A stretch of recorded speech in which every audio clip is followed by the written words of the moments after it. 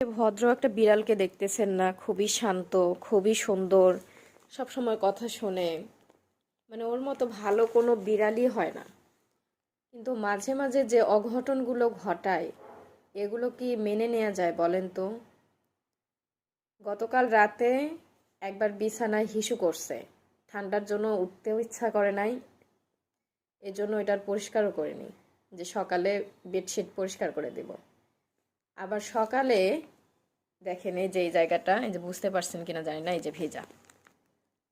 আবার এসে আবার সকালে হিসু করে দিল। মানে এই যে এই জায়গাটা যে একদম ফ্রেশ, এই যে এটা কিন্তু ভিজা, হয়তো ফোনে বোঝা যাচ্ছে কিনা জানি না। তো ও হিসু করে আবার এই যে নিজের হিসু এখানে বসে বসে পাহারা দিচ্ছে। মানে কত ভালো লোক দেখেন, অপরাধীর মতোই মাথা নিচু করে আছে। দেখছেন, মানুষের যে অপরাধ করলে সে যে লজ্জিত হয়, ওর ব্যাপার, ওর মাঝে ওই ব্যাপারটা আছে। এই অরিও, তুমি মাঝে মাঝে এই ঠান্ডার মধ্যে আমাকে এইভাবে কষ্টগুলো দাও কেন বলো তো? এই ঠান্ডার ভিতর কি এখন আমি এই পরিষ্কার করার জন্য এই তোমার কাজের বুয়া হয়ে যাব? তোমাকে খাওয়াই, পড়াই, গোসল করাই, এরপর যদি যে তোমার এভাবে বিছানা প্রত্যেকদিন একটা করে হিসু করে দাও, প্রত্যেকদিন পরিষ্কার করতে হয়, তাহলে কি এগুলো সহ্য করা যায়?